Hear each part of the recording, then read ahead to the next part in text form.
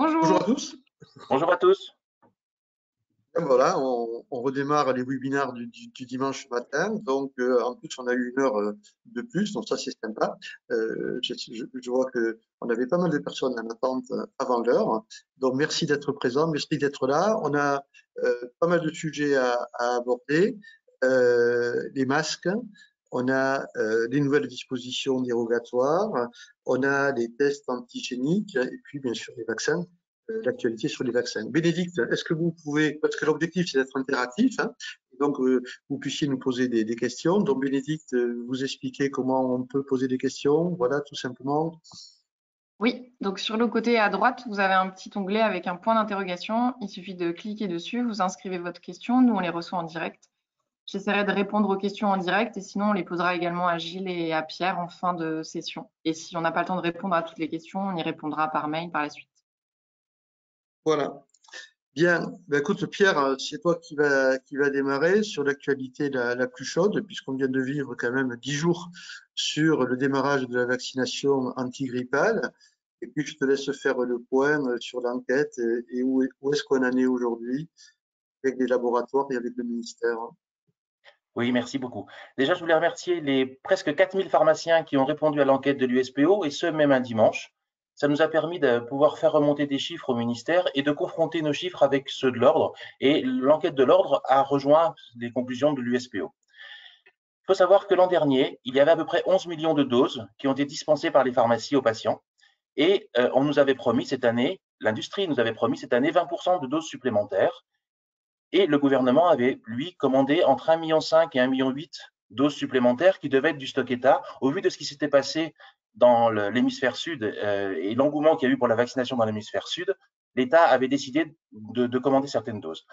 En fait, ce n'est pas tout à fait comme ça que ça va s'écrire, puisque les 11 millions de doses qu'on avait ne seront pas augmentées de 20%, mais l'industrie a mis 20% de plus par rapport aux doses qu'elle avait prévu de nous donner. Mais comme elle avait prévu moins, on va se retrouver peu ou prou à quelque chose comme 11 millions de nouveaux. Donc, on n'aura pas les 15 millions qui étaient prévus, on aura de l'ordre de 13 millions de doses à distribuer à nos patients. Le premier bug qu'il y a eu, c'était la livraison faite par les laboratoires qui a été cadencée, qui a été coupée, et ceci sans concertation pour certains pharmaciens et sans explication. On ne savait pas si cette livraison était coupée parce que il y avait les doses n'étaient pas là, ou si elles n'avaient pas été fabriquées, ou si elles n'étaient pas sur le territoire, ou si elles n'avaient pas été libérées. Et personne ne nous a donné d'explication. Et quand l'USPO, dès le mercredi qui a suivi le démarrage de la campagne de vaccination, a alerté les laboratoires et le ministère en disant il faut qu'on accélère la livraison parce que les patients nous demandent des doses et il faut qu'on puisse répondre à la demande des patients, un laboratoire nous a dit on va essayer de faire ce qu'on peut, l'autre a carrément répondu non, je ne changerai pas un iota du timing de livraison. Donc on se retrouve, les pharmaciens se retrouvent dans l'impossibilité de vacciner et dans l'impossibilité surtout de répondre aux demandes des patients. C'est ça qui est catastrophique, c'est que l'industrie ne s'est pas alignée sur les demandes des patients. Nous, on essaye de repasser le patient au cœur de notre préoccupation, au cœur de leur parcours, et l'industriel ne joue pas le jeu. En une semaine, nous avons dispensé 7 millions de doses, vacciné 2 millions de personnes. Alors, d'accord, il doit encore y avoir des doses qui vont arriver, entre 3 millions et 3,5 millions de doses, mais aujourd'hui, 80 à 90% des pharmaciens n'ont plus de stock. Ils ne peuvent plus vacciner. Alors, certains vous disent, si, on voit encore des doses facturées. Oui, les doses qui ont été mises de côté par les patients en disant, ben voilà, je vais me vacciner, est-ce que vous pouvez me réserver une dose? Et on l'a fait. Et du coup, on a encore des actes de facturation, mais ce sont que ce qui a été mis de côté. Un nouveau patient qui demande à être vacciné ne peut pas l'être parce qu'on n'a pas les produits pour faire. Ce manque de réactivité de la part des laboratoires n'est pas respectueux des patients. Et ça, c'est vraiment pas bien. D'autant plus que s'il y a un nouveau confinement, on entend quand même des bruits de ci et de là, s'il y a un nouveau confinement, le fait qu'on n'ait pas eu les doses en temps et en heure, on va passer à côté de la campagne de vaccination. Et ça, c'est vraiment pas bien. D'autre part, dans les enquêtes qui ont été faites, on s'est rendu compte que les pharmaciens avaient respecté les consignes qui étaient de privilégier les patients cibles. Il y a à peu près 7% des patients qui ont eu des vaccins sans bon. sont bons sans être dans la cible de l'assurance maladie. Mais dans ces 7%, il y avait les patients qui étaient les professionnels qui bossaient en EHPAD, il y avait le personnel des officines, et puis il y a eu des patients qui se sont fait prescrire des vaccins parce qu'ils étaient fragiles, pas ciblés par l'assurance maladie, mais fragiles. Donc on a joué le jeu. Par contre, ce qu'on s'est rendu compte, c'est qu'il y avait beaucoup d'entreprises qui, elles, avaient vacciné en masse leurs salariés, donc avaient détourné des vaccins qui étaient potentiellement pour les patients cibles et pour les patients les plus fragiles à leur profit pour ces salariés. Et ça, c'est quand même là aussi inadmissible. Donc, face à tout ça, l'USPO va demander dès janvier la tenue d'une réunion pour préparer la prochaine campagne pour éviter que ces choses-là ne se reproduisent. Il y a trop de bugs. Il ne faut pas que la campagne de vaccination prochaine, les campagnes de vaccination prochaines soient à l'image de celles de cette année. Ouais, merci Pierre. Donc, catastrophique. En fait, on avait la chance de vacciner peut-être 15 millions de personnes. Eh bien, on ne pourra pas le faire en raison d'une mauvaise gestion du transfert des vaccins qui sont aujourd'hui dans les frigos des laboratoires au lieu d'être dans les frigos des pharmaciens. Et donc, on a créé une rupture artificielle tout simplement par une mauvaise gestion logistique de la part des laboratoires. Je pense que des patients peuvent aujourd'hui interpeller le ministère et même aller plus loin pour demander des comptes pourquoi ils ne peuvent pas être vaccinés. Et ce ne sera pas de la responsabilité des pharmaciens. Ce sera de la responsabilité de l'organisation de l'acheminement des vaccins auprès des pharmacies ou un manque de prévision de la part des laboratoires pour un besoin sur le marché français. Donc, il risque d'y avoir quand même à un certain moment règlement de compte et mise en responsabilité de ceux qui n'ont pas fait le boulot. Pour les masques, eh bien, comme d'habitude, voilà, on a reçu un DGS, ce qu'on appelle maintenant un DGS urgent, ils sont tous urgents de toute manière, un vendredi soir à 18h. Voilà, sans avoir été averti que ce DGS allait arriver, alors qu'on le demande depuis le 5 octobre. Donc, il est arrivé le 23 au soir. Et d'ailleurs, c'est assez amusant parce qu'il dit le contraire de ce qu'on nous a dit d'interpréter dans l'arrêté qui avait été écrit, alors que nous, on avait bien compris l'arrêté, on pouvait continuer à écouler les stocks auprès des patients et auprès des professionnels de santé tant qu'on avait des stocks. Alors maintenant, le DGS confirme cette lecture que l'USPO avait eue au début de l'arrêté qui a été après contredit. Donc, en résumé, si vous reste des stocks État, et si les grossistes ont encore des stocks État, on peut les écouler. On peut les écouler comme on le fait aujourd'hui auprès des patients. Ça n'a pas changé, que ce soit des patients vulnérables ou des patients Covid contact, mais on peut les écouler également auprès des professionnels de santé, et notamment en particulier les FFP2, qui ne sont qu'à destination des professionnels de santé.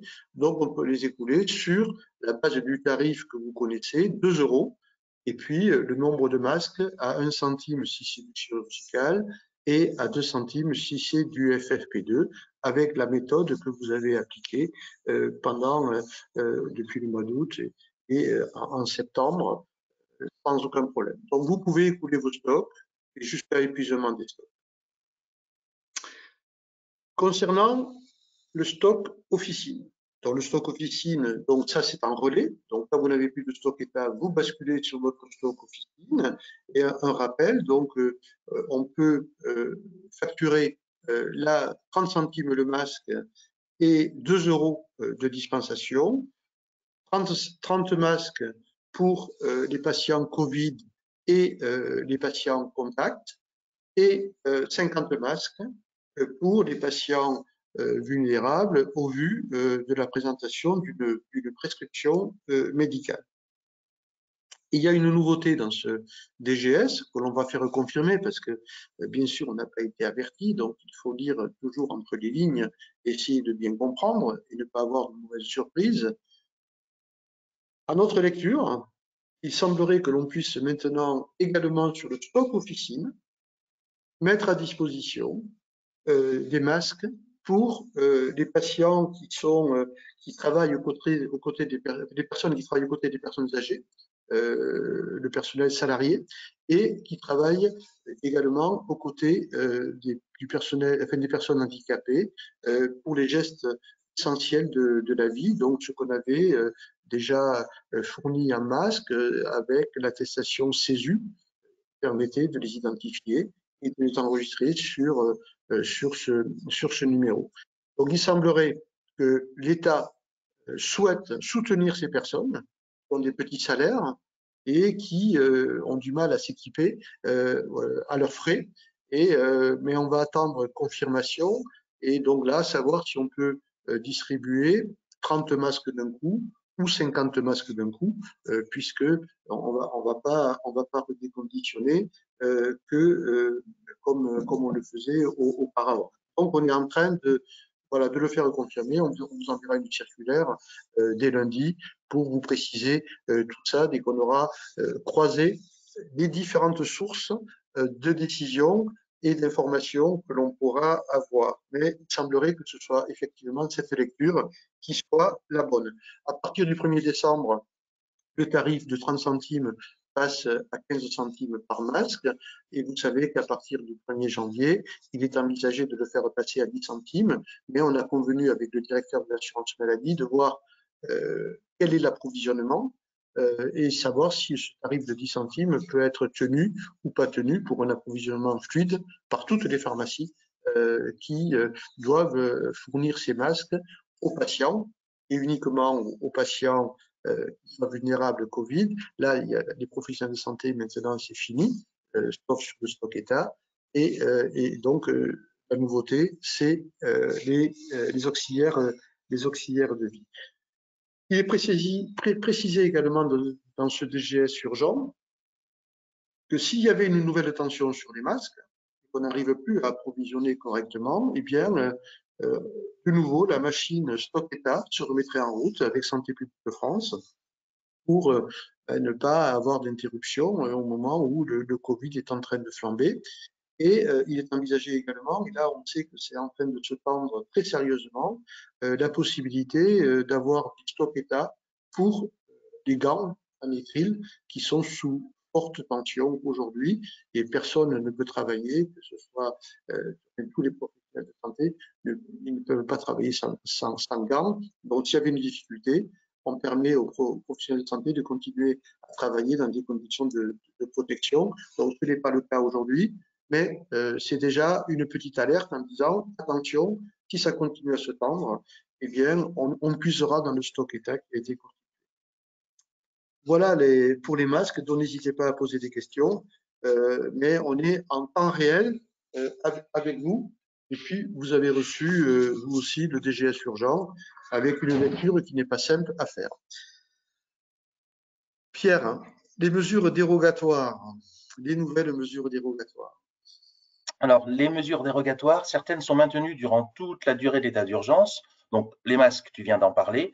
Les solutions et le gel hydroalcoolique qui sont maintenus durant tout l'état d'urgence, mais attention, le prix reste encadré jusqu'au 10 janvier 2021. Alors, il ne faut pas qu'on ait de doute là-dessus, hein. Il y aura sûrement une décision qui va repousser l'encadrement des prix, mais pour l'instant, c'est 10 janvier 2021. L'étrode sérologique Covid-19, donc pour savoir si on a été en contact dans les mois qui précèdent avec le Covid-19 sont maintenus, les télésoins, le Rivotril en injectable hors AMM aussi, et puis les médicaments, dispensation des médicaments qui sortent de la réserve hospitalière. Tout ça, c'est maintenu. Alors, par contre, l'état d'urgence est prolongé jusqu'au 13 février, hein, je crois que c'est ça, Bénédicte, hein, 13 février, et après, il sera vraisemblablement reprolongé derrière. Voilà, il sera reprolongé derrière, mais pour l'instant, on a la date du 13 février. Par contre, il y a certaines mesures qui n'ont pas été prorogées, qui sont les renouvellements des médicaments, des traitements, que ce soit les TSO, que ce soit les stupéfiants, que ce soit les traitements chroniques, ça n'a pas été prolongé. La limitation de la dispensation des boîtes de paracétamol à 2 boîtes si le patient n'est pas symptomatique, est symptomatique, et 1 boîte s'il n'est pas symptomatique, ça n'est pas prolongé non plus. De même que la limitation de l'hydroxychloroquine et l'IVG médicamenteuse. Voilà. Donc, pour l'instant, pas de possibilité de renouveler les traitements si l'ordonnance est expirée. Je ne vous cache pas que vendredi, on avait une réunion au ministère Et devant les médecins et devant les infirmiers, et bien sûr devant les services du ministère, j'ai redit que si ça continuait à partir sur un risque de confinement ou de confinement partiel, ou d'éviter que les personnes fragiles sortent, il faudra immédiatement ressortir les mesures qui permettent aux pharmaciens d'assurer la continuité des soins. Les médecins ont dit qu'on n'en était pas là, mais là, ça va très vite. Donc, on ne pourra pas laisser les personnes sans traitement. Et on commence à le voir ça dans les EHPAD, où à cause du confinement des résidents, les médecins ne rentrent plus dans les EHPAD et ne renouvellent plus les traitements. Ça commence d'arriver déjà, c'est déjà là. Ça peut aller très vite. Bon, voilà, de toute manière, du moment que l'état d'urgence est voté, il va être voté après par le Sénat. Il a déjà été voté par l'Assemblée ce week-end. Après, voilà, toutes les mesures peuvent réapparaître les unes après les autres si elles sont. Les tests antigéniques. Donc, les tests antigéniques, on en avait parlé il y a déjà 15 jours. Hein, on avait commencé à voir l'avis de l'HAS. Donc, l'avis de l'HAS du 24 septembre et du 9 octobre. Et puis, l'arrêté qui est sorti le 16 octobre, qui commence à définir les contours de l'utilisation des tests antigéniques. Bon, d'abord, la première chose, c'est que ces tests sont fiables et qu'il n'y a pas de débat là-dessus. Ils sont spécifiques et fiables. Le gros avantage, c'est qu'en les faisant rapidement, on peut récupérer de la charge virale beaucoup plus vite et avoir un résultat dans les 15 minutes, ce qui n'est pas toujours le cas, bien sûr, au niveau des laboratoires où parfois les délais d'attente font que la charge virale peut diminuer, même s'il la multiplie par le système PCR. On s'aperçoit qu'eux aussi ont un taux de faux négatif qui n'est pas négligeable. L'objectif est très clair. On ouvre ces tests antigéniques aux professionnels de ville. Les médecins, les infirmiers, les pharmaciens, avec un objectif très clair. Accélérer le nombre de tests et avoir des réponses rapides. Parce que, bien évidemment, si on ne dépiste pas, et si on n'arrive plus à dépister, le dépistage permet d'isoler les personnes qui sont porteurs du virus, Covid, et de contacter les patients qui ont été en contact avec ces personnes pour voir si elles aussi sont porteurs du virus, pour casser les chaînes de contamination. Si cet outil n'est pas utilisé au rythme du nombre aujourd'hui de clusters qui sont en train de se mettre en place, eh bien la seule solution, c'est le confinement. Donc quand on n'y arrive plus, tout le monde est suspect, donc on confine. Et comme ça, on casse, bien évidemment, la propagation du virus. Si on arrive à dépister, eh bien, on isole que les personnes qui sont porteurs du virus, qui restent, elles, en quarantaine pendant 7 jours, pour éviter de contaminer les autres. La stratégie est simple. On a un outil, il faut s'en servir. Les laboratoires sont débordés, le nombre de cas n'arrête pas d'augmenter, donc il faut s'appuyer sur les professionnels de ville à qui on donne cette possibilité. Le prélèvement est un prélèvement nasopharyngé, tout simplement parce que la charge virale au niveau du nasopharynx est suffisante, alors que dans la bouche, sur la salive, eh bien, on perd en concentration de virus, et donc ce n'est uniquement réservé qu'aux personnes à qui on ne peut pas faire de prélèvement, les personnes âgées qui ne peuvent pas le supporter, les gamins, les personnes qui ont des déformations, bien sûr, de la cloison nasale, mais si c'est salivaire, ça ne peut être qu'un PCR en laboratoire. Donc pour nous, c'est très clair, c'est nasopharyngé avec un test antigénique avec une réponse entre 15 et 30 minutes. L'arrêté est très clair. Il dit quelle population doit être dépistée et peut être dépistée en test antigénique. La première population, ce sont les patients symptomatiques, ceux qui sont prioritaires, à condition que les symptômes datent de moins de 4 jours. Sinon, c'est laboratoire. Et sont exclus des patients symptomatiques les personnes qui ont plus de 65 ans et celles qui ont des risques de comorbidité liés à une aggravation à cause de l'infection virale.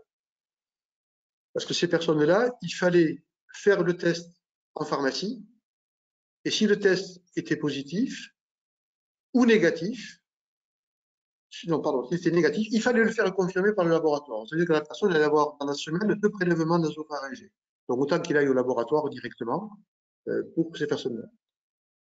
Donc, pour les symptomatiques, uniquement les personnes qui ont des symptômes depuis moins de 4 jours et qui ne sont pas plus de 65 ans et à risque. Ensuite, on peut faire ces tests pour tous les asymptomatiques. Là, il n'y a pas de limite d'âge, bon, il n'y a pas de critère de 4 jours, hein, puisqu'ils sont asymptomatiques par définition, et on peut faire à tout le monde. On peut faire également des dépistages collectifs sur ordre de l'ARS, parce que voilà, dans une faculté, dans une EHPAD, le personnel doit être dépisté, pas les patients, mais le personnel doit être dépisté rapidement. Voilà, et donc on peut être associé à ce type de dépistage. Sont exclus les patients contacts. Les patients contacts doivent pour l'instant aller uniquement au laboratoire dès qu'ils ont été contactés. Incompréhensible. Je ne vois pas pourquoi les patients contacts, on ne pourrait pas les faire aussi en ville avec les infirmiers, les pharmaciens et les médecins. Donc, je pense que les choses risquent d'évoluer. Et puis, on a demandé à ce qu'on puisse faire également ces tests pour les personnes qui partent en voyage.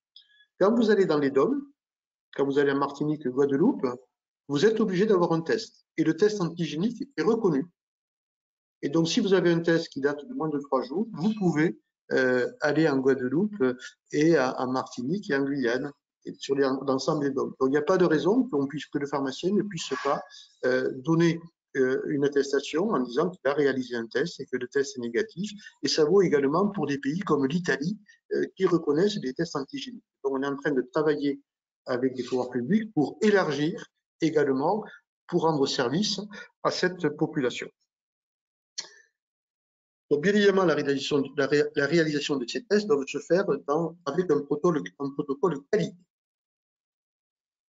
Dans ce protocole qualité, chaque pharmacien doit le faire. Alors, bien sûr, ça ne va pas se passer comme ça. On est en train de travailler déjà avec l'ordre des pharmaciens. On a déjà envoyé et échangé des documents, bien sûr, avec l'autre syndicat, pour vous proposer, dès la semaine prochaine, un document commun que vous pourrez, vous, avoir comme base et intégrer dans votre officine pour répondre aux recommandations et aux critères de l'arrêté qui nécessite de mettre en place un protocole de qualité dans son officine.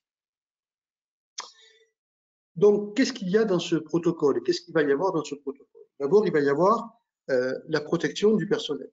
Donc, la protection, c'est la mise en place d'une surdose, un masque FFP2, une charlotte et des lunettes ou une visière de protection et bien sûr les gants. L'organisation de la pharmacie, pour éviter que les patients se croisent, hein, ceux qui sont susceptibles de faire le test. Donc, ça veut dire qu'il faut organiser l'espace de la pharmacie. Donc, on est en train de demander l'autorisation de pouvoir faire un prélèvement sur le parking, comme le font les laboratoires, quand la pharmacie a la chance d'avoir un parking, de pouvoir mettre un espace à l'extérieur de la pharmacie, ce qu'on appelle un barnum, pour pouvoir éventuellement faire des prélèvements, donc autoriser les pharmaciens qui veulent s'organiser comme ça à pouvoir le faire. Il peut y avoir aussi l'utilisation de la porte arrière de la pharmacie, car on en a une pour les livraisons ou pour l'entrée du personnel, et d'avoir un espace autour de cette porte, ce qui évite le croisement des patients qui vont se faire dépister et des patients qui viennent tout simplement chercher leurs médicaments. Donc, on est en train de travailler avec l'ordre et avec les pouvoirs publics voilà, avoir des règles qui permettent de s'organiser parce qu'il faut être suffisamment souple, mais avec de la qualité. Ensuite, le test lui-même, comment on réalise ce test? Alors, je vais vous montrer, voilà, le test, il y a un solvant, un tampon, que l'on va mettre dans une éprouvette, 10 gouttes. Ensuite, on va faire le prélèvement avec les couvillons. On va le mettre dans l'éprouvette, tourner 6 fois, donc pour bien récupérer le prélèvement, les cellules épithéliales, tout ça. Le laisser pendant 1 minute. Ensuite, on va enlever les couvillons en pressant pour bien récupérer toutes les gouttelettes. Les couvillons vont être mis dans Dasserie, dans la boîte jaune que l'on connaît. On va mettre un bouchon. Le tube, c'est un bouchon compte-gouttes. Et une fois qu'on a mis ce bouchon, on va le verser sur tout simplement la petite plaquette chromato. Donc, on va mettre quelques gouttes et on va laisser migrer pendant un quart d'heure. Et puis, on va lire, comme on lit classiquement, la première barre qui est le contrôle pour savoir si le test a fonctionné. S'il y a la présence d'une seconde barre, eh bien, ça veut dire que le test est positif. S'il n'y a pas de seconde barre, le test est négatif, tout simplement. Le classique, et un quart d'heure. Alors, certains tests, c'est 30 minutes, d'autres, c'est un quart d'heure. Donc, tout va bien. C'est simple, vraiment simple à utiliser. Ensuite, il y a l'annonce du résultat. Donc, ça, c'est le pharmacien qui le fait. Et ensuite, l'enregistrement sur ce qu'on appelle la base SIDEP, système d'information de dépistage. Gilles, on vous a perdu. On a perdu la caméra, c'est normal? On a perdu la caméra. Oui, c'est bizarre. On vous entend, mais on vous voit plus. Voilà. Ben, écoutez, est-ce que la démonstration, vous m'avez vu faire la démonstration? Ben, j'ai dû appuyer sur le mauvais bouton. D'accord. Donc, après, on enregistre sur la fameuse base SIDEP, qui est le système d'information de dépistage, qui était réservé uniquement aux biologistes. Là, ça va être ouvert aux 3 professions. Et donc, sur cette base, on va enregistrer le résultat avec le numéro, bien sûr, de la personne, son identification, et si le résultat est positif ou négatif. Vous savez que c'est cette base d'information qui est en direct sur Santé publique France, sur les autorités de santé, pour définir eh bien, l'augmentation de tests positifs, le nombre de tests réalisés, et voir la situation département par département. Et c'est ce qui fait aujourd'hui que certains départements sont en vert, d'autres sont en rouge, d'autres sont en rouge et carton. Ça veut dire quoi? Ça veut dire que c'est le pharmacien qui fait le diagnostic. Ce n'est plus une orientation de diagnostic. On nous donne la responsabilité aux infirmiers, aux médecins, aux pharmaciens de poser un diagnostic. Le patient est Covid positif, le patient est Covid négatif. Voilà. Ça change complètement la dimension de ce que l'on confiait jusqu'à maintenant à travers les tests pharmaciens. Au niveau de l'organisation, bien sûr, il est nécessaire de travailler sur rendez-vous. Sinon, on va avoir des files d'attente dans les pharmacies. Donc ça, c'est pas possible. On ne va pas revivre ce qu'on a connu avec des biologistes. Comme nous, on a le résultat en un quart d'heure, si on décide de faire ça 2 heures dans la matinée et que quelqu'un vous appelle à midi, eh bien, il va pouvoir venir le lendemain parce qu'il aura le résultat de suite et on sera dans le créneau des 48 heures. Pour le réaliser dans de bonnes conditions, nous, ce qu'on préconise, après la discussion avec pas mal d'intervenants et d'autres organisations, avec l'ordre des pharmaciens, d'autres syndicats, l'objectif, c'est de travailler en binôme. Donc, quelqu'un qui va prélever plusieurs patients et l'autre personne qui va faire le test et faire l'enregistrement et l'annonce. Qui c'est qui est autorisé à prélever aujourd'hui?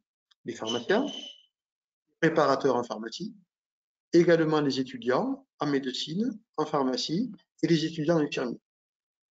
Il y a d'ailleurs déjà des sociétés qui recrutent des étudiants qui se sont formés au prélèvement et qui les mettent à disposition des laboratoires aujourd'hui qui ont besoin de personnes qui fassent les prélèvements. Et ce service peut être également ouvert aux pharmaciens, pourquoi pas. Nous, on essaie d'aller plus loin. C'est-à-dire que on voit bien que, voilà, donc un préparateur qui prélève, un pharmacien qui fait le test, en 2 heures, vous pouvez en faire une quinzaine, une vingtaine, hein, en s'organisant comme ça. Nous, on va encore un petit peu plus loin, on essaie de convaincre un petit peu tout le monde que l'intérêt également, c'est de pouvoir travailler en binôme, éventuellement avec une infirmière libérale. Les infirmières libérales le font actuellement pour les laboratoires. Il n'y a pas de raison qu'on ne puisse pas travailler avec des infirmières libérales. Si l'infirmière libérale souhaite travailler avec le pharmacien parce qu'elle ne veut pas le faire seule, parce que c'est trop compliqué dans son cabinet, et bien de travailler avec le pharmacien du même village, elle fait les prélèvements, elle est payée pour le prélèvement et le pharmacien fait le test. Donc ça permettrait de récupérer un plus grand nombre de professionnels pour faire réaliser ces tests. Un enjeu stratégique de ce public, hein, et tout le monde a bien conscience de ça. Donc, en gros, laisser voilà, un petit peu de souplesse pour que chacun puisse s'organiser en fonction de sa situation, de la taille de sa pharmacie, en fonction des locaux de sa pharmacie, en fonction de la proximité d'un cabinet infirmier qui a envie de travailler ensemble, pétard, qu'on mette en place des choses adaptées à la situation de chacun pour que ceux qui veulent le faire puissent répondre présent et ne pas mettre des contraintes supplémentaires pour empêcher des pharmaciens ou des infirmiers de le faire. Le tarif du test, il est de 34 € remboursé par l'assurance maladie. 34 € pour le pharmacien qui va, lui, fournir le test et avoir des équipements de protection individuelle.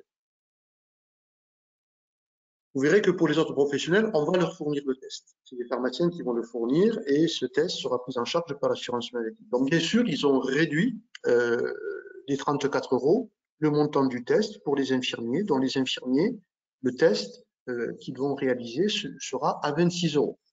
34 € moins 8 €, qui est le prix limite de vente du test. Pour les médecins, ce n'est pas 26 €, c'est 21 €, donc un petit peu moins, parce que bien évidemment, on va le faire dans le cadre d'une consultation, et bien sûr, ils prendront les 25 € de la consultation. Donc, en fait, les médecins ou les infirmiers ne sont pas mieux payés, j'entends ça un petit peu, ça revient un petit peu aux oreilles, personne n'a à croire qu'on est moins payé que les autres. Non, pas du tout, on est payé identique à l'identique comme les infirmiers. Et les médecins ont ristourné 5 € de plus, puisqu'eux auront une consultation de 25 €. Sinon, ben, ils ne feraient pas de consultation Covid et ne feraient pas de dépistage, tout simplement. Donc, on identifie l'assuré, le prescripteur, c'est le pharmacien, et on facture l'assurance maladie les 34 €. En plus de ces 34 €, il est prévu, et ça c'est à l'initiative de l'USPO, 300 € supplémentaires. On avait demandé 600. On a eu 300. Ces 300, c'est fait à la fois pour les pharmaciens qui vont faire des tests, et ils auront un forfait de 300 €, et également, c'est pour compenser le travail de mise à disposition des tests auprès des autres professionnels de santé. Donc, on va facturer 8 € le test. Si le test est conditionné en boîte de vin, eh bien, ça fera une facture de 160 € pour l'assurance maladie. Immédiatement remboursé avec le système classique de tiers payant. Donc, ce sera en PMR, hein, donc en prescription médicale remboursable, donc il n'y aura pas de code hein, qui est prévu. L'identification du professionnel se fera par son NIR, par son numéro, pour pouvoir savoir quel professionnel a récupéré les tests. Et le prescripteur, ce sera également le professionnel quand il est habilité à prescrire, ou le numéro fictif qu'on utilise si on n'arrive pas à avoir son numéro de prescripteur. Donc, il est hors de question de déconditionner les boîtes. Si c'est une boîte de 20, on donne la boîte de 20 tests. La boîte de 25, on donne la boîte de 25 tests. Juste pour finir sur les tarifs, vous avez vu que l'USPO a obtenu 4 € supplémentaires. Et ça s'est passé la semaine dernière. Ça a été très tendu puisque malheureusement, d'autres avaient accepté 30 € pour la réalisation de ces tests. Je pense qu'à 30 €, ça allait décourager beaucoup de professionnels. Et peut-être que ceux qui ont accepté 30 € sont ceux qui ne sont pas très favorables à ce que ces tests se réalisent dans les pharmacies. Donc, on a continué de négocier. Alors, c'est pas facile, hein, parce que quand vous avez un autre syndicat qui a accepté 30 €, pour arriver à remonter la pente, c'est compliqué. C'est pas la situation la plus confortable, mais on a récupéré 13% de plus, c'est-à-dire 34 € à mettre plus 300 € que l'on a réussi à contractualiser avec l'assurance maladie et qui va aujourd'hui être la base la négociation est terminée. Et c'est à ce tarif qu'on pourra faire les tests antigéniques en pharmacie. C'est un point important de formation. Il est hors de question de faire ça sans formation. Alors, bien évidemment, ça va se faire en e-learning. Il y a déjà des e-learning qui circulent, hein. Des e-learning qui sont faits déjà pour ceux qui prélèvent dans les laboratoires. Il y a déjà des formations qui sont disponibles. Bien sûr, nos organismes de formation sont bien sûr au travail pour mettre en place des e-learning très rapidement dès la semaine prochaine pour les pharmaciens et les préparateurs qui veulent se former. Et puis, on est en train d'acquérir des nez artificiels pour pouvoir s'entraîner physiquement. Alors, je sais que j'ai déjà trois URPS pharmaciens qui ont déjà acheté des nez et qui sont en train de mettre en place la possibilité de s'entraîner sur ces nez. Alors, c'est l'URPS Île-de-France, l'URPS Hauts-de-France, l'URPS Bourgogne-Franche-Comté qui ont déjà acquis ces tests. Je sais que Auvergne-Rhône-Alpes et Corse sont déjà en train de voir comment ils peuvent organiser des formations physiques comme ça pour que les gens puissent se passer. Voilà, c'est pas facile dans ces conditions actuellement. Et voilà, pour permettre à tout le monde, à tous ceux qui veulent faire ces tests, de pouvoir s'entraîner dans de bonnes conditions. Deux petits points, Dasri. Donc, vous savez que nous sommes en discussion avec Dasri pour voir comment on peut se mettre d'accord. En fait, le sujet est simple avec Dasri. On est un point de collecte gratuit. Si ça continue à se tendre, on ne sera plus un point de collecte gratuit. Il faudra nous payer le temps passé et la surface louée pour mettre l'ensemble du matériel, que ce soit les boîtes, que ce soit les caisses de Dasri. Et puis, on voit bien qu'on a un volume lié à la vaccination antigrippale. On a dû vacciner en 10 jours 2 millions de personnes. On a dispensé 7 millions de vaccins. Donc, quand j'entends, je viens d'avoir une journaliste qui conteste les chiffres de l'USPO en disant que la CNAM dit qu'on peut encore avoir des vaccins à disposition dans les pharmacies, qu'il n'y a pas de problème. C'est quand même curieux, de toute façon. On sait très bien que les 7 millions de doses qui ont été mises à disposition par les laboratoires sont déjà toutes consommées. On a les chiffres. Et les 3 millions vont arriver. Donc, les vaccins dans les Dasri, les tests antigéniques dans les Dasri, demain, les trop d'angines, puisqu'on va débloquer la situation, c'est quand même curieux. On avait une espèce de groupe de travail totalement illégitime qui travaillait sur les trop d'angines. Les trop d'angines ont été suspendus au mois de mars. Là, par contre, c'était normal parce que personne ne savait où on allait. Mais maintenant, on sait qu'on va vivre avec le Covid. Donc, si on supprime tous les prélèvements nasopharyngés ou oropharyngés, l'affaire est entendue, on ne fait plus rien. Mais pour personne. Donc, c'est assez amusant de voir les médecins dire il ne faut pas que les pharmaciens fassent des trop d'angines. Et l'USPO, l'ordre des pharmaciens, et les groupements dire il faut maintenant qu'on lève cette interdiction, il n'y a pas de raison. En plus, maintenant, on va faire des prélèvements nasopharyngés, c'est quand même curieux qu'on dise les trogangines, on ne peut pas les faire.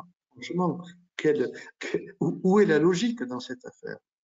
Donc, le Collège de la pharmacie, d'ailleurs, a soutenu la levée de cette interdiction, qu'on puisse faire des trogangines pour lutter contre l'antivirusance. Donc, tout ça, test antigénique, vaccin, test trogangine, dans la boîte jaune que nous utilisons aujourd'hui pour récupérer ces déchets d'activité pharmaceutique et pas d'activité des patients.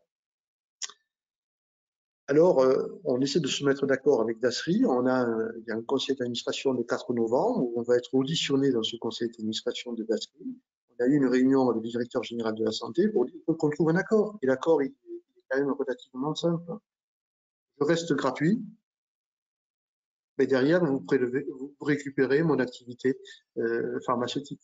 Sinon, je vous fais une facture et vous me ferez une autre facture. Si on fera ça. Tout ça, à la fin, s'équilibre. Franchement, les laboratoires qui nous ont mis dans les pires difficultés continuent à ne pas vouloir contribuer sur DASRI pour l'activité d'injection à l'officine. Je les trouverais particulièrement cyniques de ne pas le faire. Donc, on va se mettre d'accord et puis je conseille aux pharmaciennes de bien garder leur boîte pleine. Et à un certain moment, eh bien, quand il faudra le mettre dans les cartons, il faut une preuve de comment vous avez éliminé vos déchets. Eh bien, la preuve, si vous faites une photo de vos 3 boîtes ou de vos 2 boîtes, en train de les mettre avec la date dans le carton de DASRI. Au moins, vous aurez la preuve de la façon dont vous avez éliminé les déchets. Apparemment, c'est ce qu'il faut fournir si vous avez un contrôle. Faites une photo avant de les mettre dans les caisses. Et puis, juste un petit point pour revenir sur les tests antigéniques, avant qu'on démarre les questions. Sur les tests antigéniques, de pouvoir les faire à l'officine, eh bien, quand votre personnel est contact, eh bien, on voit bien qu'aujourd'hui, parfois, certaines caisses d'assurance maladie envoient directement un arrêt de travail à ces personnes, préparateurs, alors que théoriquement, ils ne devraient pas le faire, puisque un professionnel de santé qui est asymptomatique peut continuer à travailler. Ça vous permettrait, dans l'instant, de dépister immédiatement tout votre personnel pour pouvoir le rassurer et qu'il puisse continuer à travailler avec le reste de l'équipe officinale en toute sécurité, puisque vous aurez le résultat dans le quart d'heure. Bénédicte, Pierre, j'espère que j'ai rien oublié dans les tests antigéniques. Et si j'ai rien oublié, si j'ai pas sauté, eh bien, on peut passer aux questions. Alors, il y a beaucoup de questions sur les tests antigéniques, comme vous pouvez l'imaginer. Alors, je suis en train de regarder. Attendez, parce que... Alors, j'ai beaucoup de questions déjà sur les taux de TVA. Taux de TVA de l'acte, taux de TVA du test. Est-ce que vous pouvez nous donner cette information? Pardon, vous pouvez me répéter. Sur le taux de TVA du test et le taux de TVA de l'acte. Alors, on a demandé que le taux de TVA du test soit à 5,5%, sachant que de toute manière, le 8 €, il est hors taxe. Donc, si la TVA devait être à 20%, on appliquerait la TVA à la facture pour l'assurance maladie. Et puis, la TVA est neutre pour nous si on réalise le test à l'officine. Mais je pense franchement qu'ils vont s'aligner sur le taux de TVA des équipements de protection individuelle qui est à 5,5. Concernant le taux de TVA de l'acte pharmaceutique, donc des 34 €, bien sûr, on a demandé à ce que ce soit à 0%. De toute manière, ce sera 34 € hors taxe s'il devait y avoir une TVA. Mais on n'a pas l'arbitrage du ministère de l'économie. Alors, j'ai aussi des questions, enfin j'ai aussi pas mal de questions sur l'organisation de cette nouvelle mission dans la pharmacie. Donc, par exemple, est-ce qu'un préparateur peut le faire? Comment je fais si on n'est pas nombreux? Comment éviter de se contaminer? Voilà, c'est l'organisation générale et aussi beaucoup de questions sur le travail avec les infirmiers en collaboration. Est-ce qu'on peut déjà le faire? Est-ce qu'on peut pas le faire? Comment le faire? Est-ce qu'on peut faire également des tests en dehors de la pharmacie? Ça aussi, j'ai eu beaucoup de questions là-dessus. D'accord. Je vais reprendre un petit peu, je l'ai dit un peu rapidement tout à l'heure, mais je vais reprendre. D'abord, on pense que ce qui est le plus facile pour les pharmaciens, c'est de faire des plages horaires dans la journée pour proposer ces rendez-vous aux patients qui souhaitent être dépistés. Et je peux vous dire que on va avoir des demandes. Donc, ce sera très compliqué de continuer à dire non pendant très très très longtemps. Donc, il faut s'organiser sur rendez-vous, ce qui permet d'avoir d'abord sur la prise de rendez-vous de pré-identifier la personne. Ensuite, avoir une zone de la pharmacie, donc on essaie d'obtenir l'autorisation d'avoir éventuellement un prolongement de la pharmacie avec un barnum, la possibilité de faire le prélèvement sur le parking de la pharmacie. Vous empiétez sur l'espace public, comme l'ont fait certains laboratoires, il faudra demander l'autorisation à la mairie, bien évidemment, et puis d'utiliser éventuellement le sas arrière pour pouvoir faire une zone celle de l'entrée habituelle de la pharmacie pour isoler une zone et faire les tests dans ce secteur à deux. Donc les protections, on en a parlé tout à l'heure, hein, c'est l'équipement avec la blouse de la Charlotte, le masque FFP2, les gants et les lunettes ou visières de protection. Travailler à deux, il doit y avoir un pharmacien, c'est le pharmacien qui doit faire l'annonce et réaliser le test et l'enregistrement sur CIDEP. Donc ça, absolument indispensable de travailler à deux. Franchement, si on arrive à répondre à la demande des patients en disant sur un créneau de 2 heures, j'arrive à prendre 20 patients par jour, on fait ça sur 3-4 jours dans la semaine, peut-être pas forcément tous les jours, à chacun de s'organiser en fonction de la demande, puisque la règle, je ne l'ai pas dit tout à l'heure, c'est que théoriquement, c'est dans les secteurs où les laboratoires ne peuvent pas faire une réponse dans les 48 heures. Bon, ça, bien sûr, on ne va pas le contrôler. Et si le patient a attendu 3 heures sans réponse au téléphone, ben, il va venir à la pharmacie. Hein. Voilà. Donc, on voit bien que dans les métropoles, en région parisienne, les laboratoires n'y arrivent pas. On le sait très bien. Ils mettent parfois 4-5 jours avec des gens qui font la queue pendant 3 heures sur les trottoirs pour essayer de passer dans la matinée. Donc, voilà. Nous, on ne va pas contrôler ça. Le patient vient à la pharmacie. S'il vient à la pharmacie, c'est que les laboratoires n'ont pas pu le recevoir. Donc, on s'organise au sein de la pharmacie. Pour le binôme, alors, on peut se faire aider par les étudiants en médecine, les étudiants en pharmacie et les écoles, les élèves infirmiers. Ça, on peut leur demander. Donc, il y a des sociétés qui sont en train de recruter et qui peuvent nous mettre à disposition. Et puis, on peut se mettre d'accord, sauf que les jeunes, aujourd'hui, ils sont quand même en fin de trimestre. Ils sont en train tous d'avancer des examens avec le risque de confinement pour pas casser l'année universitaire, et donc ils ne seront pas forcément disponibles sur tout le territoire. Dans les villes de fac, ce sera plus facile, mais en dehors, ce sera un petit peu plus compliqué. L'idée de travailler avec les infirmières, et donc ça, on est en train d'essayer d'obtenir l'autorisation pour que ce soit simple. Eh bien, on a décidé on a demandé à ce que l'acte de facturation des 34 euros se fasse en 2 lignes, 9,60 € et 24,40. 24,40. Comme ça, si ce n'est pas le même qui fait le prélèvement, ben, l'infirmière, elle, va facturer son 9,60 et le pharmacien qui fait le test mais qui n'a pas fait de prélèvement, elle facturera 24,40. Comme ça, il n'y a pas de transaction financière entre l'infirmier et la pharmacie, beaucoup plus simple.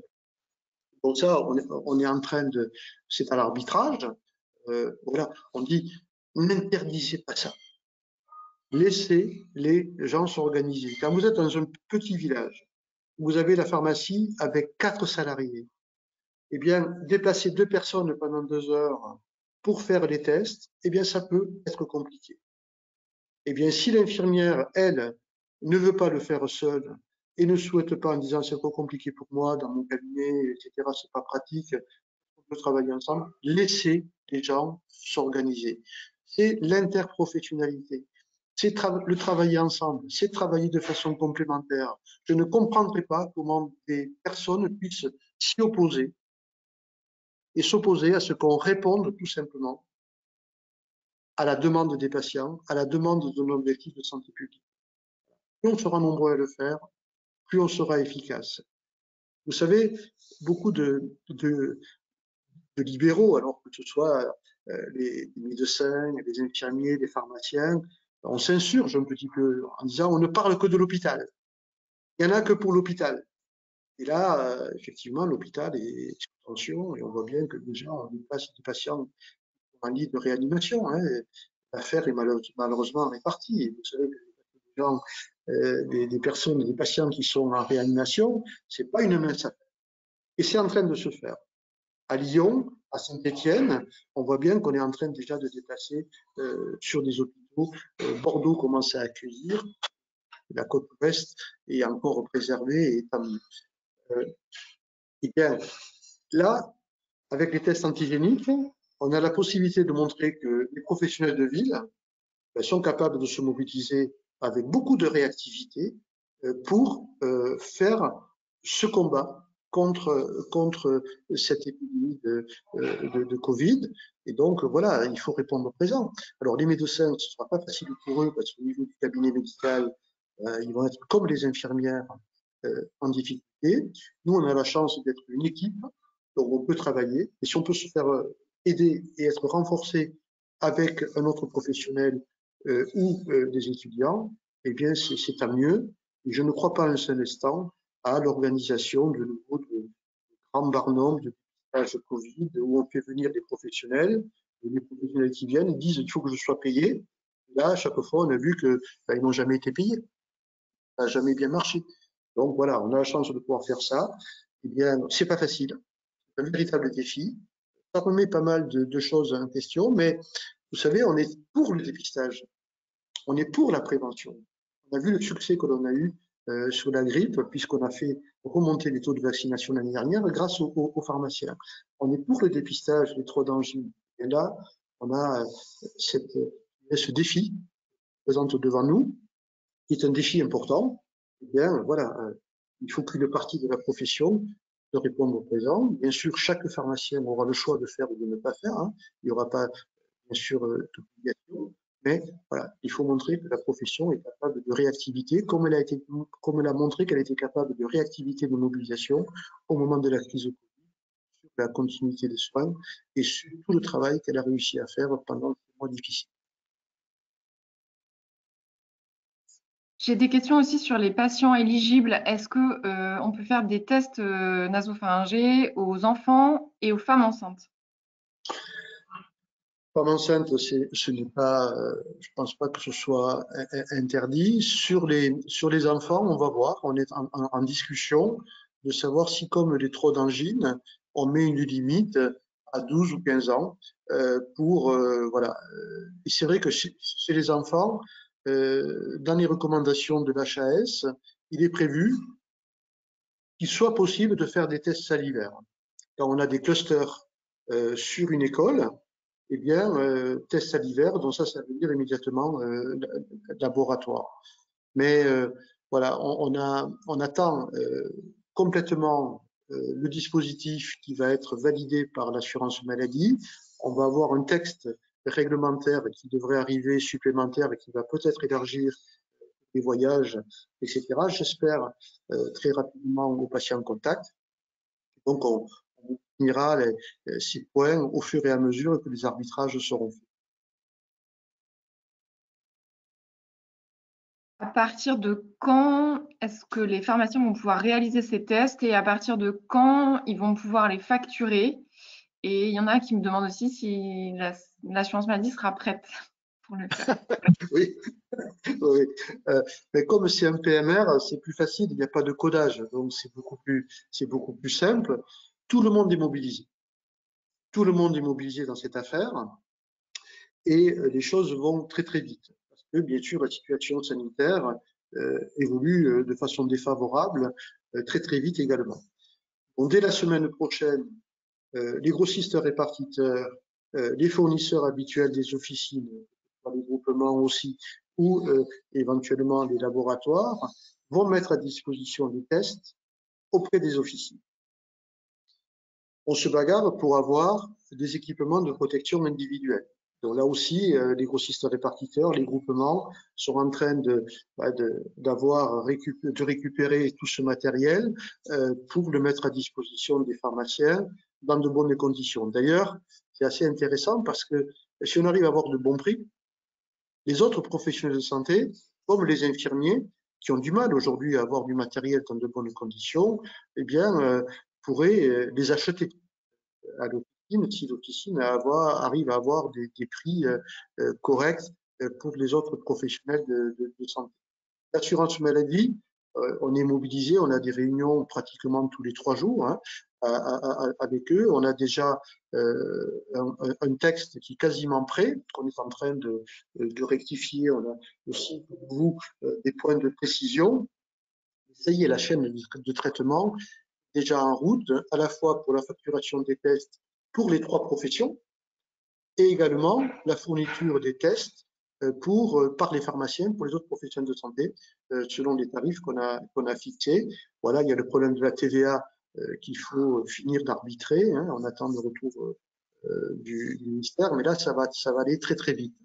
Donc, ça veut dire que dès la semaine prochaine, certainement fin de semaine prochaine, tous les textes seront sortis. Les tests pourront être achetés par les pharmaciens chez leurs grossistes ou leurs fournisseurs habituels et donc ça pourra démarrer très très vite. Juste un point par contre sur l'enregistrement SI-DEP. Donc ce fameux, alors, ils ont fait une grosse bêtise, hein. Ils ont réservé SI-DEP aux biologistes par la loi. Un article législatif. Là, ils sont en train de changer la loi, mais il faut changer la loi pour l'ouvrir aux 3 autres professionnels de santé qui vont pouvoir enregistrer sur SI-DEP et poser le diagnostic. Ça, c'est en cours.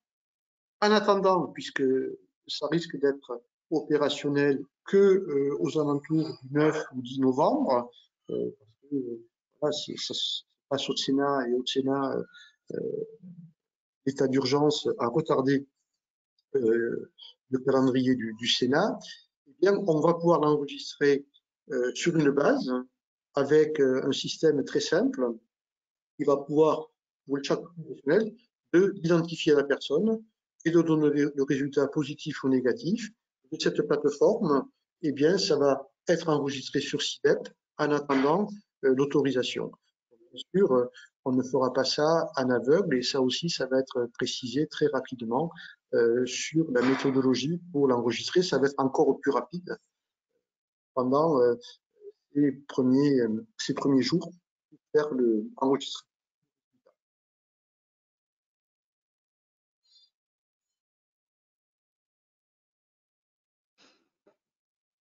J'ai aussi des questions sur les destinataires des tests. Qui peut recevoir les tests? Est-ce que c'est uniquement les infirmiers et les médecins ou est-ce que c'est les kinés, les sages-femmes, les autres professionnels de santé, etc. Non, non, ce ne sont que les infirmiers libéraux et les médecins libéraux, et uniquement eux. Avec les pharmaciens, ce sont les seules 3 professions qui sont habilitées à le faire. Les kinés, eux, étaient autorisés à uniquement faire le prélèvement pour les laboratoires, et pas à réaliser les tests. Je pense que cette question sera abordée dans le protocole qualité, mais qu'est-ce qu'on fait, entre guillemets, des patients une fois que le test est fait et dans l'attente de ces 15 à 30 minutes? Est-ce que le patient peut rester dans la pharmacie? Est-ce qu'il attend dehors? Est-ce qu'on peut lui envoyer un texto pour le prévenir de son résultat ou que son résultat est prêt ou... C'est un débat qui va être dans le protocole. Donc, on est en train de débattre à la fois, bien sûr, avec l'ordre des pharmaciens avec qui on travaille très très bien. Hein. Moi, je les remercie parce que voilà, on a envie de mettre tout en place pour que ce défi soit réussi. Et on a tous intérêt à aider les pharmaciens qui veulent faire réaliser ces tests, pour qu'ils le fassent dans de bonnes conditions, avec des conditions de sécurité et avec l'engagement qualité qui va avec. Donc, on travaille vraiment ensemble là-dessus. Bon, c'est un débat, puisque bon, ça va vite, hein, c'est-à-dire que si on fait en série, en 15 minutes, on a le test, on a le résultat, on peut enregistrer déjà les coordonnées du patient, etc., facturer à l'assurance maladie avec la carte vitale, puisque là, on aura besoin de la carte vitale pour facturer les 34 € à l'assurance maladie. Et en attendant, le test est en train de se révéler. Donc après, c'est l'annonce, etc. Donc, le sentiment, c'est que c'est plutôt dans la foulée où on annonce. Maintenant, si ça devient compliqué, si le patient ne peut pas attendre, etc., eh bien, à ce moment-là, il faudra qu'on voit comment on transmet cette information de façon sécurisée auprès du patient. Et ça, ce n'est pas encore arbitré. Donc, pour l'instant, on est plutôt sur, on fait le test, l'annonce, la facturation, l'enregistrement dans la foulée. Les laboratoires, c'est différent. Hein. Le laboratoire, il fait le prélèvement et quand il met les couvillons dans le tube, après il le met chez un transporteur et puis ça part et bien sûr le résultat est différé par définition puisque c'est parfois 24 heures au mieux, parfois 48 heures, parfois plus. Nous, c'est l'avantage, c'est qu'on peut donner le résultat en un quart d'heure. Est-ce qu'un quart d'heure? Alors après, c'est sûr que voilà, il faut s'organiser. C'est pour ça que je préconise la prise de rendez-vous. C'est-à-dire, si vous avez un rendez-vous tous les quarts d'heure, entre le moment du prélèvement et le moment de l'annonce, eh bien, ça va, ça passe. Et même toutes les 10 minutes. Voilà, ça permet, si on travaille à deux, d'accélérer et le temps d'enregistrer, eh bien, ça s'enchaîne. Donc, c'est pour ça que je préconise beaucoup ce rendez-vous. Permet de dire, ben, vous venez à 9h15, vous venez à 9h30, voilà, et ne venez pas plus tôt, ça ne sert à rien. Vous avez le temps de vous occuper du patient. Il n'y a pas la queue dans la pharmacie et l'attente. Une partie de la question, c'était par rapport au SMS.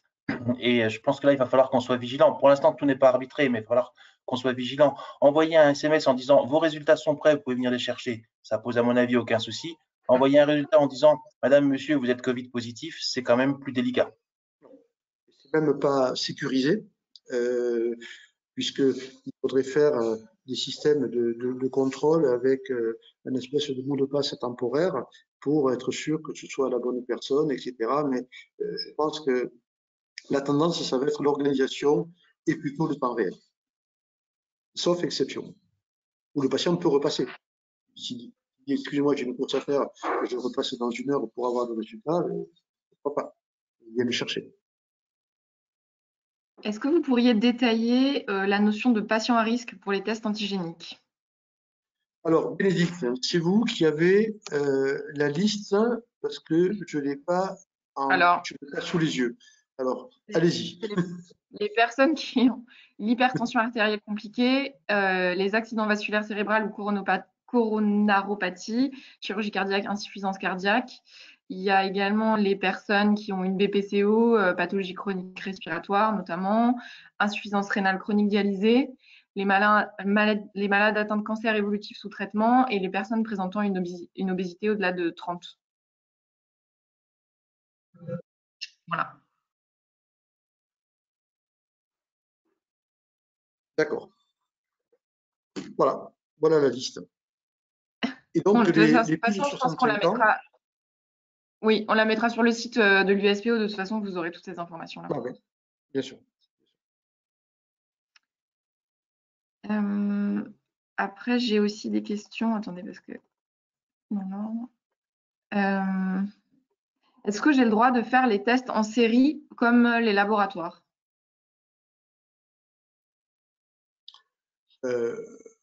Oui, enfin, si on est à deux, on peut enchaîner. C'est pas de la vraie série, puisque une fois que le prélèvement écouvillon est fait, il faut le laisser 1 minute dans la solution tampon et ensuite le déposer. Alors, en fonction des laboratoires, entre l'instant où on a mis l'écouvillon dans le tampon et le temps où il faut déposer, parfois c'est à moins d'1 quart d'heure. Donc, on peut appeler ça des séries, c'est-à-dire enchaîner. Moi, j'appelle ça faire des tests sur une période de 2 heures et on enchaîne pour optimiser le temps, parce qu'une fois que la personne est équipée et fait le prélèvement, autant qu'elle en fasse beaucoup. Et après, elle s'arrête, elle se déshabille et elle reprend une autre activité. C'est dans ce sens qu'on parle de série. Mais ça n'a rien à voir avec ce qu'on appelle des séries en laboratoire où ils mettent des 3000 tubes pour aller faire la multiplication PCR et ensuite analyser les résultats. La série, ça veut dire peut-être 2-3 plaquettes en même temps sur la paillasse en train d'avoir chronométré, puisqu'il faut bien chronométrer le quart d'heure et ensuite annoncer les résultats. J'ai aussi des questions sur la déclaration des pharmacies. Est-ce que je devrais me déclarer à l'ARS pour dire que je fais les tests? Est-ce que je devrais être référencée sur un site, par exemple santé.fr, pour dire que je fais le test et que les patients puissent me trouver sur ce site pour revenir dans ma pharmacie pour réaliser ce test? Alors, il n'y a pas besoin de déclaration à l'ARS, en tout cas pour l'instant, ce n'est pas prévu. Par contre, il est certain que quand on va enregistrer auprès de l'assurance maladie la facturation et enregistrer sur SIDEP, il y a une carte de France aujourd'hui de de l'information du public. Donc, dans cette information du public, il y aura certainement le référencement des pharmacies qui proposent des tests, comme c'est fait aujourd'hui pour les laboratoires, parfois même avec des heures qui sont prévues pour les laboratoires. Il y a des informations pour savoir comment réagir si on est suspecté Covid ou pas Covid. Donc, cette information, les pouvoirs publics vont certainement rajouter les pharmacies, rajouter les cabinets infirmiers, rajouter les médecins qui proposent le dépistage, mais pas au niveau de l'ARS. Qui est-ce qui devra prendre en charge les équipements de protection individuelle des infirmiers si les infirmiers réalisent des tests à la pharmacie? Est-ce que c'est le pharmacien? Est-ce que c'est l'infirmier lui-même? Ça, ce sera la discussion avec les infirmiers. C'est-à-dire que le prélèvement 960 prévoit l'équipement de celui qui fait le prélèvement. Après, c'est une discussion. Voilà. Et savoir si il n'y a que 3 prélèvements à l'heure qui sont faits, est-ce que voilà l'équipement est fourni par le pharmacien ou l'infirmier? Ça va être la petite marge de discussion entre les deux professions. Il n'y aura que celle-là de marge de discussion. Il n'y en aura pas d'autre. Moi, je ne voulais pas que l'on puisse voilà, avoir une espèce de salariat d'infirmiers. Et d'ailleurs, il est clair que cette disposition, si elle se concrétise, ne sera qu'une disposition exceptionnelle pour le Covid, pour lutter contre le Covid. C'est de ne pas en faire une règle à l'avenir où des infirmières pourraient venir travailler dans les pharmacies. Hein. C'est pas du tout ça l'objectif. C'est vraiment de dire, là, on a besoin de complémentarité. Quand on est dans une situation où la complémentarité peut nous aider à faire, on joue la complémentarité. Et donc, voilà, les EPI, il y a la petite marge de discussion. J'ai aussi des questions sur les protocoles de désinfection. Est-ce que il faut que je désinfecte tout entre chaque patient? Est-ce que je dois changer de surblouse entre chaque patient? Est-ce que je dois changer de gants entre chaque patient, etc., etc. Ça, on le mettra dans le protocole. Et dans les protocoles, il faut qu'on fasse un petit peu attention parce que on voit bien que ces protocoles ont été établis pour l'instant pour les PCR. Les PCR, ça veut dire que le tube que l'on récupère, il faut absolument le nettoyer parce qu'après, il va être mis dans un bac avec d'autres prélèvements pour partir en laboratoire. Donc, il y avait des protocoles qui consistaient à bien nettoyer avec une lingette la petite éprouvette pour éviter qu'il y ait des contaminations croisées, etc. Nous, on n'est pas dans cette situation. On va voir avec le ministère quand est-ce qu'il faut changer de gants. Est-ce qu'il faut changer de gants chaque fois? Certains disent oui, d'autres disent non. Est-ce qu'il faut changer de blouse chaque fois? Certains disent oui, certains disent non. Voilà, donc il faut qu'on regarde tout ça de façon très claire avec un avis des autorités de santé, bien évidemment. Il y a aussi le prélèvement. On s'aperçoit que maintenant, dans certains protocoles, prélever sur les 2 narines n'est pas préconisé. Dans d'autres, c'est oui. Donc là aussi, il faut qu'on le clarifie. Ça fera partie de tout le travail que l'on doit finaliser d'ici le début de semaine prochaine avec l'ordre des pharmaciens et notre syndicat.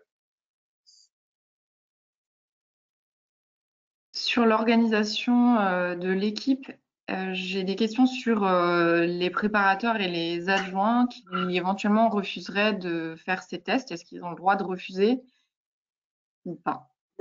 Oui, bien sûr. C'est-à-dire qu'il faut commencer à discuter avec son équipe, savoir ceux qui souhaiteraient le faire et dans quelles conditions voilà, d'équipement ils peuvent le faire. Discuter du lieu de la pharmacie où on va le faire, de l'organisation de la pharmacie. Et puis voilà, c'est sur la base du volontariat. Et de savoir dans quel créneau horaire on peut le faire, à quel moment de la journée c'est le plus adapté, quel jour de la semaine on peut le faire et le jour on ne peut pas le faire parce que là on est en personnel réduit ou si vous avez le marché pas le mercredi matin ou le samedi matin, c'est peut-être pas le moment d'organiser ça, donc il faut le décaler. Ça, c'est à chaque pharmacien de s'organiser et d'en faire un objectif avec son équipe. Est-ce qu'on le fait, est-ce qu'on ne le fait pas, et si on le fait, dans quelles conditions on le fait. Est-ce qu'il faut un certificat officiel de la formation réalisée? Alors, il vaut mieux avoir fait une formation. Alors, on peut avoir des certificats, hein, on peut avoir des formations qui sont payantes, on peut avoir une attestation, etc. En fin de compte, ce qui est prévu, c'est que le pharmacien qui va le faire atteste qu'il a fait une formation. C'est lui qui atteste qu'il a fait une formation. Voilà. Donc, c'est sous sa responsabilité et son engagement. De toute manière, je ne vois pas comment les pharmaciens pourraient s'engager dans cette affaire, ni les infirmiers, ni les médecins, sans avoir fait une formation en e-learning, au moins pour connaître les conditions de sécurité, d'organisation, de réalisation du test, d'enregistrement, parce que la base FIDEP, voilà, il va apprendre comment enregistrer, et puis aussi tous les éléments de sécurité. Ça, c'est important parce que voilà, il faut qu'on le fasse dans des conditions de sécurité pour son personnel et pour soi-même. Donc voilà, il faut une formation. Le geste, c'est vrai que le geste est impressionnant, parce que, bon, voilà, on met un écouvillon dans le nez, ça fait à peu près 7 cm, donc c'est pas neutre. Mais une fois qu'on a compris comment il fallait le faire, hein, c'est-à-dire ne pas suivre l'arête du nez, mais aller plutôt vers l'oreille, et on sait que voilà, c'est un orifice, hein, donc voilà, ça glisse, l'écouvillon glisse, il n'y a pas lieu de forcer pour aller récupérer dans la sphère nasopharyngée le virus. Là, une fois qu'on a fait l'entraînement 2 ou 3 fois, comme l'ont fait tous ceux qui prélèvent aujourd'hui, tous les étudiants, tous les laborantins, les kinés qui prélèvent aujourd'hui, toutes les infirmières qui n'avaient pas l'habitude de faire ce geste. Parce qu'elles nous disent, ah ben oui, nous, mais on a l'habitude de travailler, de toucher les corps, etc. Oui, oui, mais ça, là, jamais elle l'avait fait. Donc ça, c'est un geste qu'on apprend et qui n'est pas compliqué, qui ne fait pas mal s'il est correctement fait, qui n'est pas agréable, mais qui n'est pas blessant. Comme on a appris le geste de la vaccination à l'officine, hein, on ne savait pas faire ça, hein, on l'a. Donc, une attestation sous l'honneur, comme quoi on s'est formé et qu'on est en capacité de le faire, ça fait partie de l'objectif qualité. J'ai encore beaucoup de questions sur l'endroit où on peut faire ce prélèvement. C'est des questions assez précises, mais bon, est-ce qu'on peut faire rentrer les patients par l'immeuble l'immeuble d'à côté de qui est à côté de la pharmacie? Est-ce que je peux faire les tests dans un parking qui est à 100 mètres de ma pharmacie? Non. Tout ça, c'est pas complètement défini. Ce que l'on dit, c'est à proximité de la pharmacie, donc attenant à la pharmacie. Le barnum, il est attenant à la pharmacie. Il ne peut pas être à 100 mètres. Le parking, c'est le parking de la pharmacie. Si vous partagez un parking avec d'autres secteurs d'activité autour de vous, il faudra peut-être isoler une zone et dire, bon, ben ça, c'est réservé au prélèvement Covid et éventuellement limiter le nombre de places de parking à ces prélèvements.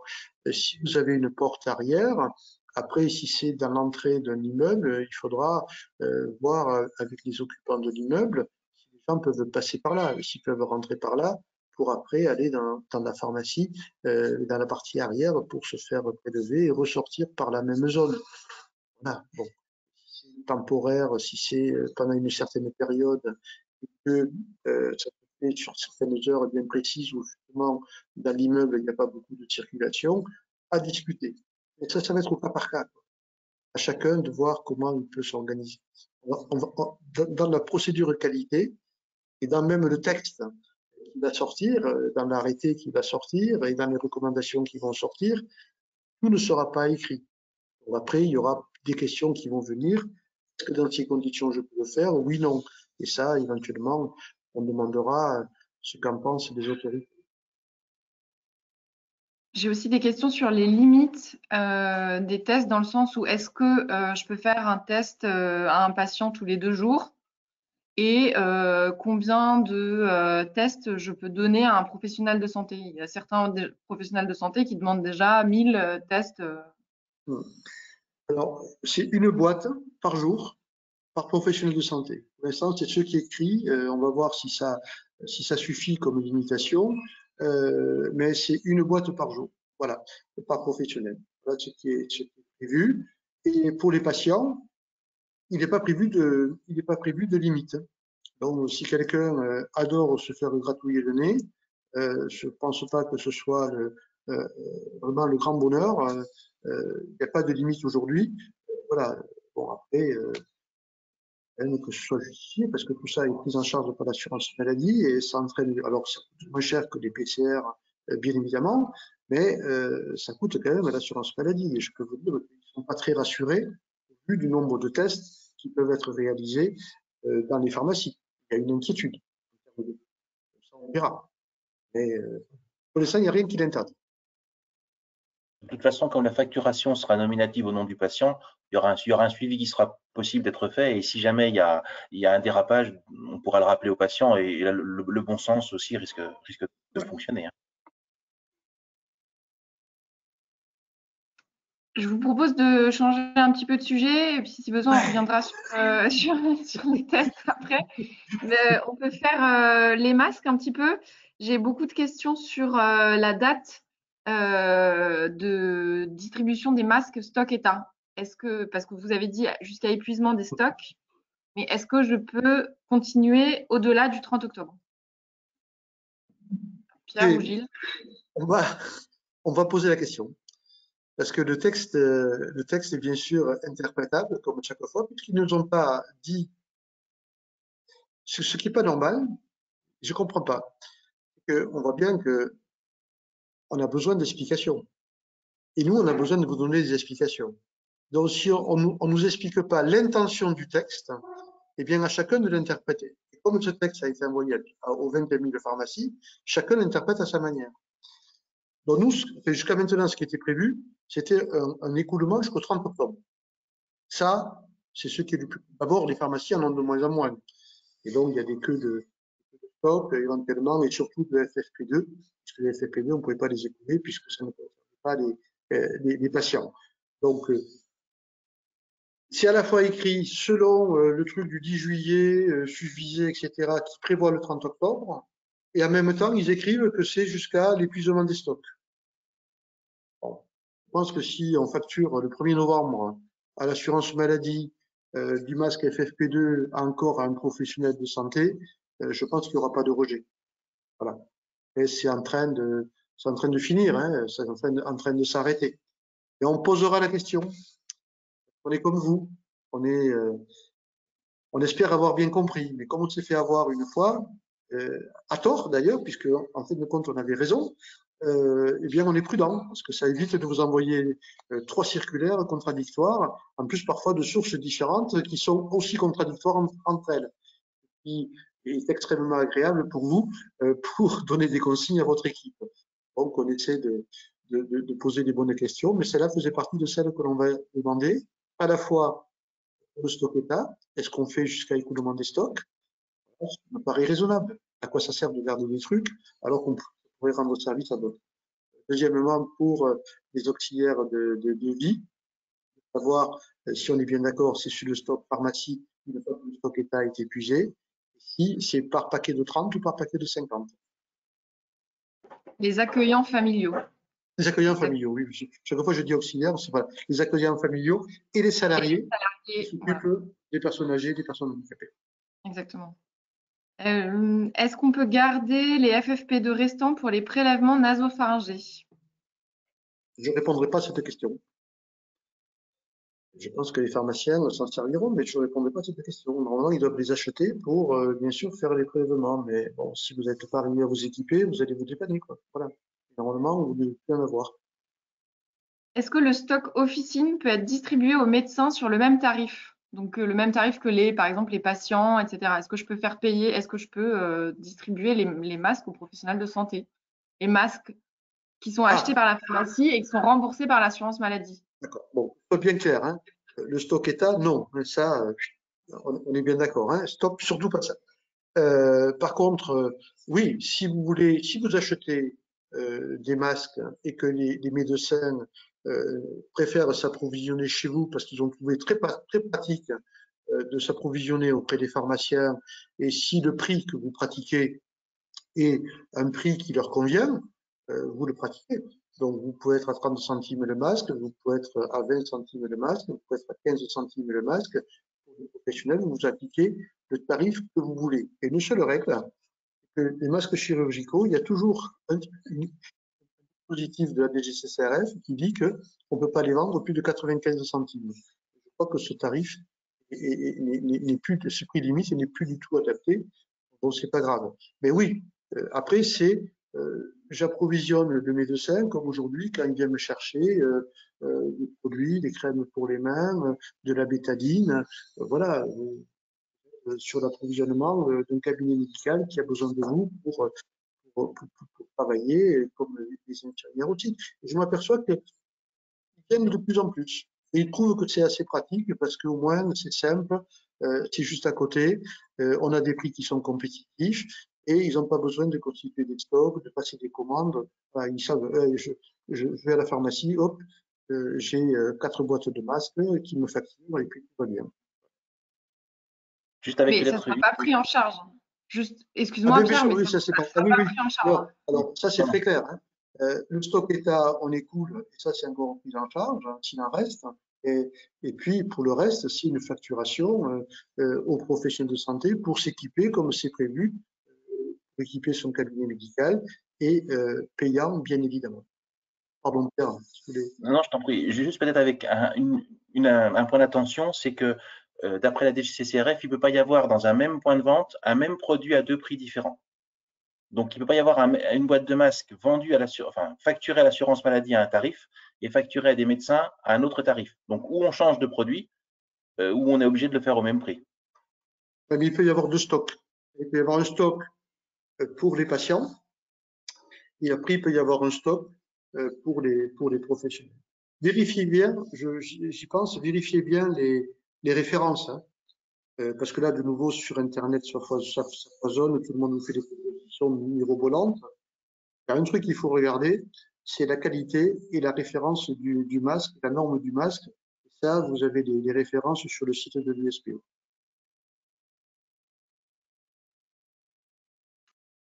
Des questions maintenant sur les vaccins. Attendez que je m'y Oui. J'ai reçu toute ma commande de vaccins et tous ont été vendus. Pensez-vous que les grossistes en auront d'autres? Pierre? Oui, alors il est prévu que les grossistes en aient un peu, mais ce sera vraiment. Alors, les grossistes vont recevoir des vaccins, mais qui sont pour la plupart réservés en précommande. Pour d'autres, il va y en avoir un petit peu, mais ça va être vraiment quelques centaines de milliers de doses. Donc oui, il y en aura, mais sûrement très peu. Il va falloir interroger régulièrement les grossistes, ces grossistes, pour savoir s'ils en auront et combien. À quoi sert le stock d'état des vaccins? Comment est-ce qu'il sera délivré, enfin, envoyé dans les pharmacies? Alors pour l'instant, on n'a encore pas toutes les réponses à ces questions-là. Il a été envisagé différentes choses.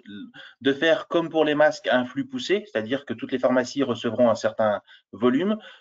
Ça a un avantage, ça a des inconvénients. On l'a vu pendant les masques, hein. Certaines pharmacies recevaient beaucoup trop par rapport à ce dont elles avaient besoin et d'autres, il leur en manquait. Dans les vaccins que nous allons recevoir, certains vaccins seront en boîte de 10 doses. Donc, il va falloir peut-être parfois déconditionner. Ça va poser souci parce qu'il va falloir faire une traçabilité. Il y aura parfois pas d'aiguille, donc il va falloir rajouter l'aiguille pour l'injection. Donc voilà, ça va être un pool de vaccins qui sont pas forcément tous connus de la France actuellement, puisqu'on fait venir des vaccins de l'étranger. Et voilà, on ne sait encore pas aujourd'hui si ça va être en flux poussé ou en flux tiré, et on ne sait pas comment on va les distribuer aux patients et aux patients. Mais ça, c'est en train de discuter. On a un rendez-vous encore cette semaine avec le ministère pour éclaircir ces points-là.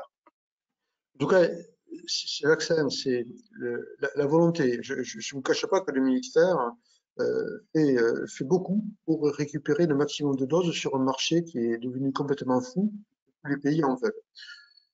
Il y a deux types de vaccins. Il y a le vaccin classique, exactement le même que les tétras, venant d'autres laboratoires ou éventuellement avec notices écrites dans d'autres langues, parfois conditionnés en 10 seringues. Ça, à la limite, c'est pas grave. De tout ce qu'on nous autorise à les déconditionner, qui est un arrêté qui nous autorise à le faire, nous autorise à les injecter. Et ensuite, il y a un cas particulier, il y a deux cas particuliers.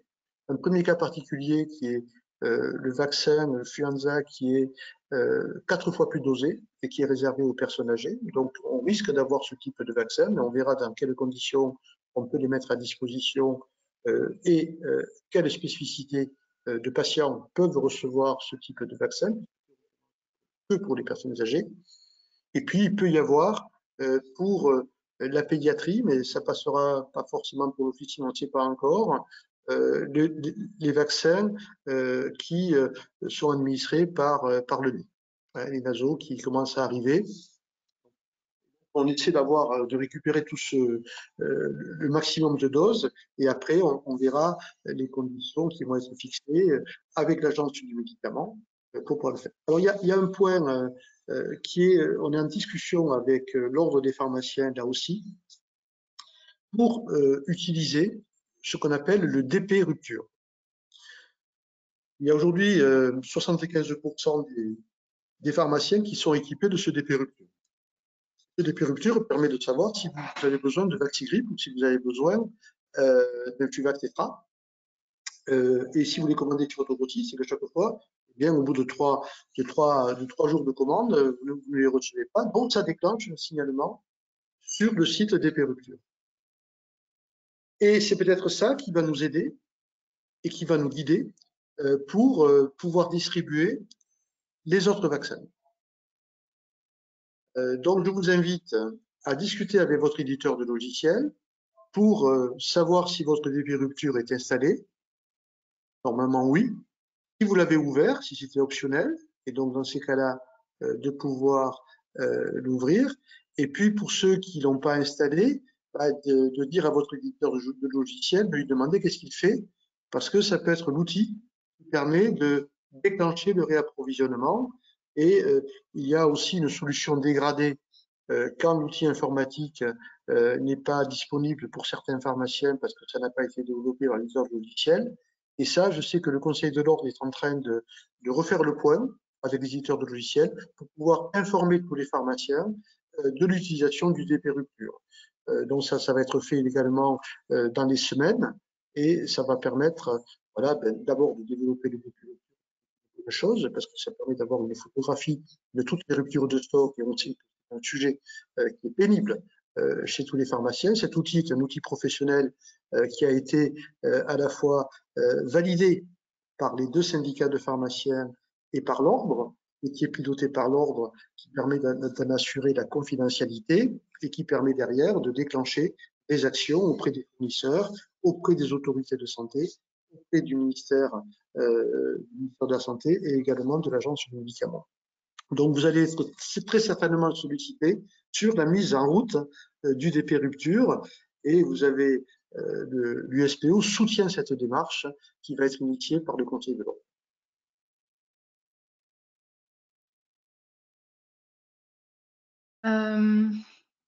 J'essaie de faire un peu un tri parce qu'il y a encore beaucoup de questions, mais c'est des questions auxquelles vous avez déjà répondu. Peut-être des questions sur le prélèvement. Le résultat était clair. Si, non, mais peut-être qu'il y en a qui ont été posées avant aussi. Les prélèvements nasopharyngés ou oropharyngés. Apparemment, il y a des tests qui autorisent déjà, enfin qui prévoient déjà des tests oropharyngés et des prélèvements nasales, enfin, ou un prélèvement nasal. Est-ce qu'on peut les utiliser ou est-ce qu'il faut forcément faire un test nasopharyngé?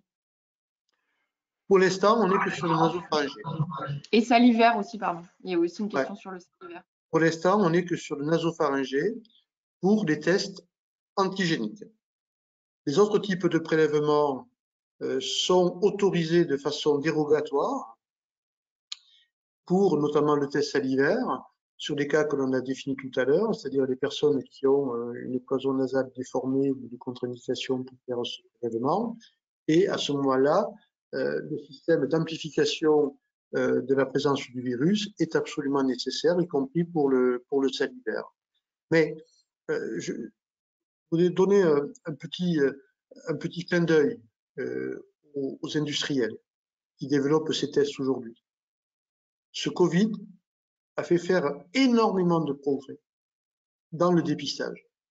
Et on a vu très rapidement l'arrivée de nouveaux tests, l'arrivée de tests hypersensibles, l'arrivée de tests qui évoluent très très vite. Et peut-être que demain, peut-être que le salivaire suffira, mais pour l'instant, on n'y est pas. Et vous savez que il y a 2 gendarmes. Le premier, c'est la Haute Autorité de Santé, qui regarde et qui préconise. Et puis, les tests sont, eux, utilisés en phase d'évaluation au niveau des hôpitaux. Ça a été la PHP, les hôpitaux de Paris, qui ont testé l'ensemble des tests antigéniques et qu'ils ont évalués. D'ailleurs, ces tests sont ceux qui sont agréés, marquage CE, et qui ont été évalués, sont sur une liste qui est au niveau du ministère de la Santé, sur la plateforme Covid. Donc, il ne faut référencer que ces tests-là. Bien vérifier que quand un fournisseur vous propose un test, il soit bien sur cette liste. Il y en a 2 Français. Voilà, bien, 2 Français. C'est une bonne chose parce qu'il faut vraiment soutenir l'économie. On sait très bien que les conséquences sur l'économie de la France sont dramatiques. On a des tests français, autant les soutenir. Et derrière, bien sûr, de regarder la fiabilité de ces tests. Et parfois, certains tests sont un petit peu plus fiables que d'autres, sont plus spécifiques que d'autres et sont mieux contrôlés que d'autres. Donc voilà, quand vous allez fournir des tests en tant que fournisseur aux médecins et aux infirmiers, il ne vaut mieux pas choisir le low cost.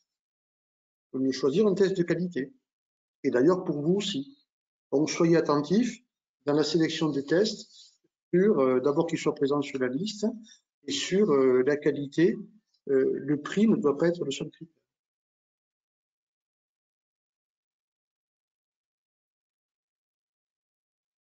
Des questions sur les DASRI, les déchets. Donc, est-ce qu'on peut mettre les déchets des tests dans DASRI? Vous l'avez dit, oui. En revanche, qu'est-ce qu'on fait pour les EPI? On les met où? Et on les jette où? Alors, les EPI, c'est comme les masques aujourd'hui. Les masques, vous devez les mettre dans une poubelle qui est dans un sac plastique. et fermer ce sac plastique et ensuite ça part dans les déchets. Ça aussi, on va poser la question, mais toutes les blouses et comme les masques sont traités de la même manière. Et on va vérifier, mais il n'y a pas de raison que ce soit traité. La question aussi est beaucoup revenue sur les ordonnances. Est-ce que le patient peut venir avec une ordonnance ou sans ordonnance et se faire rembourser s'il n'a pas d'ordonnance? Alors, c'est vrai que j'ai oublié de le dire, on a obtenu que le test à l'officine se fasse sans prescription médicale. Et là, on était très ferme là-dessus. On ne voulait pas, contrairement à ce qu'ont demandé les biologistes, les biologistes ont demandé des prescriptions médicales pour réguler le flux. C'est pas très malin, hein, c'est-à-dire sans encombrer les cabinets médicaux. Et à la sortie, ça ralentissait la rapidité de réalisation des tests. Pas très malin. Donc nous, on a obtenu que ce soit sans prescription médicale. Donc un patient a besoin de se faire dépister parce qu'il a des symptômes, parce qu'il a rencontré quelqu'un parce qu'il a un doute, et même s'il est asymptomatique, il peut venir se faire dépister. Et j'espère demain, ceux qui veulent voyager dans des pays où le test antigénique est reconnu et obligatoire, qu'ils puissent le faire, et ce sera également pris en charge. Donc ça, c'est entièrement sans prescription et remboursé par l'assurance maladie. C'est quoi l'autre partie de la question, Bénédicte? Sans prescription médicale et… C'est ça, c'est bon, vous avez répondu. En gros, est-ce qu'un patient peut venir sans prescription médicale et se faire rembourser pour son test Oui, antigénique? heureusement. Heureusement.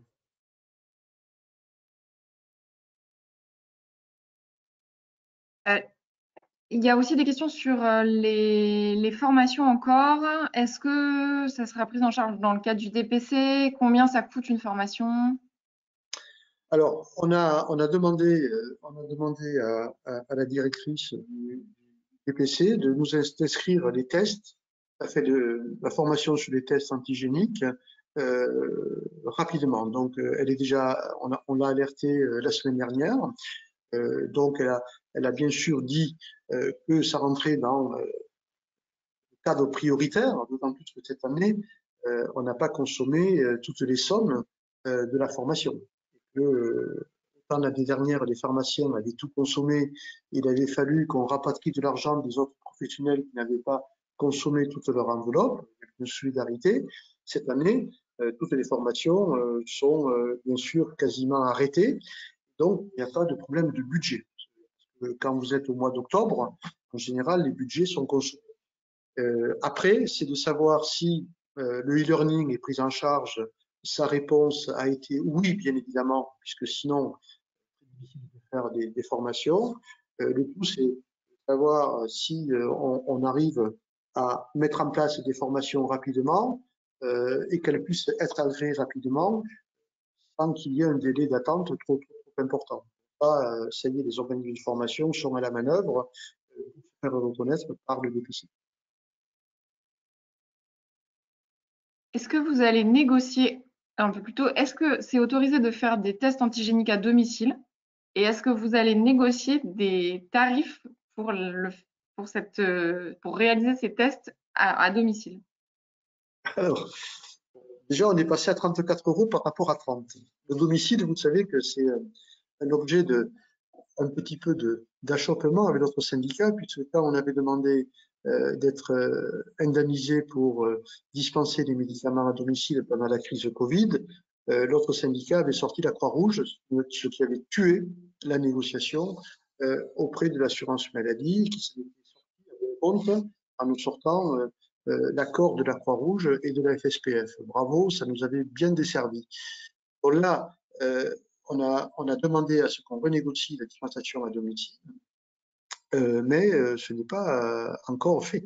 Et donc, pour l'instant, et moi je vois arriver avec anxiété la seconde vague et de se retrouver dans la même situation que la première fois, être obligé d'aller dispenser à domicile des patients qui ne veulent pas sortir à titre, sans qu'on indemnise le pharmacien. Donc, on va refaire remonter la pression.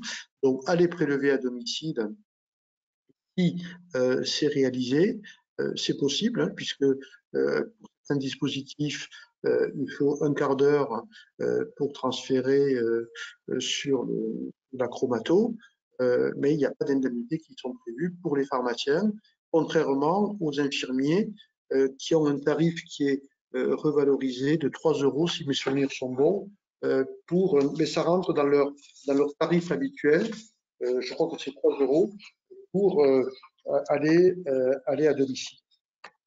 Mais nous, on n'a rien. Voilà, c'est 29 €, c'est 3,80 € de déplacement pour le domicile pour les infirmiers. Si le test est positif, est-ce que je délivre direct les masques? Ah, ça, c'est une excellente question. Pour nous, c'est évident. Ça veut dire que du moment qu'on enregistre sur SIDEP, bien évidemment, l'assurance maladie a l'information que le patient est positif.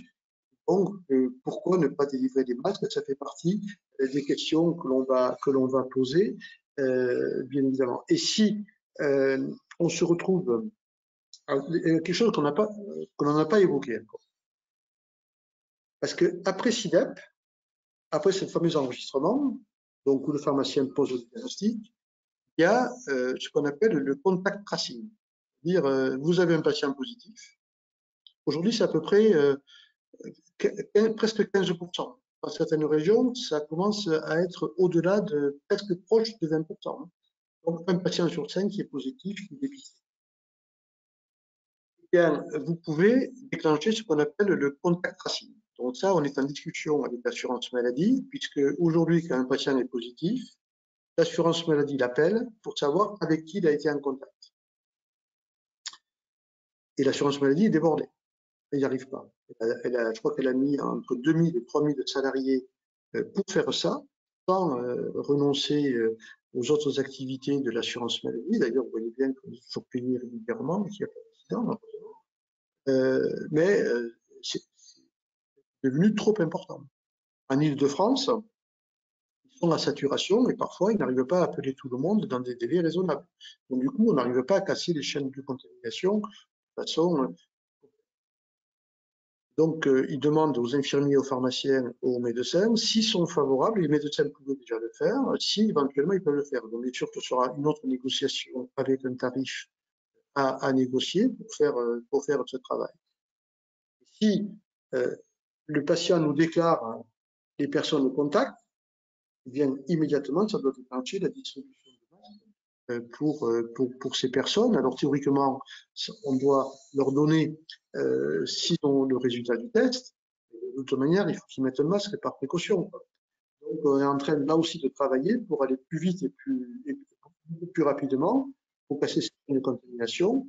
Et bien sûr, la personne qui est en positif en masque. Ça, je pense que l'assurance maladie donnera son accord de suite.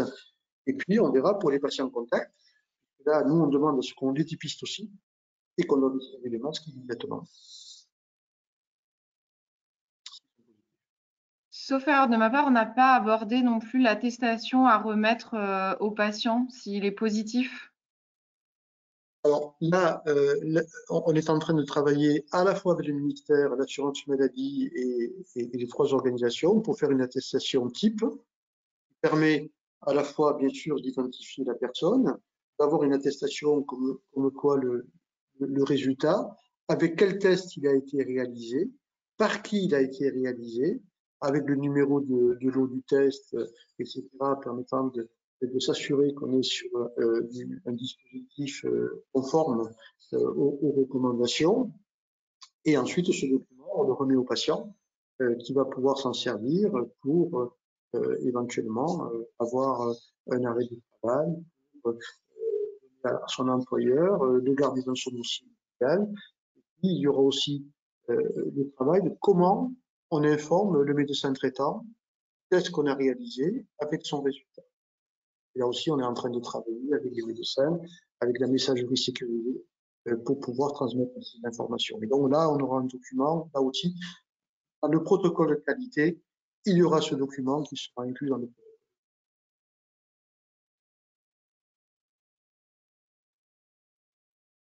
Est-ce que si un cas contact ne nous dit pas qu'il est cas contact et que l'on fait le test, est-ce qu'on risque quelque chose? Et pareil pour si le patient dit que j'ai pas accès à un test dans les 48 heures, un test PCR, et que en fait c'est pas vrai, est-ce que je risque quelque chose en tant que pharmacien? Excusez-moi, j'ai pas compris le sens des deux questions.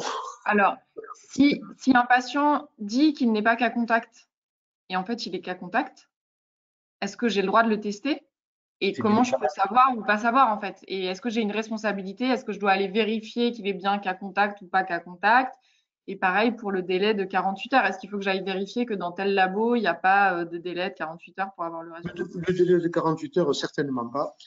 Si le patient vient chez nous, c'est qu'il n'a pas réussi à avoir le laboratoire.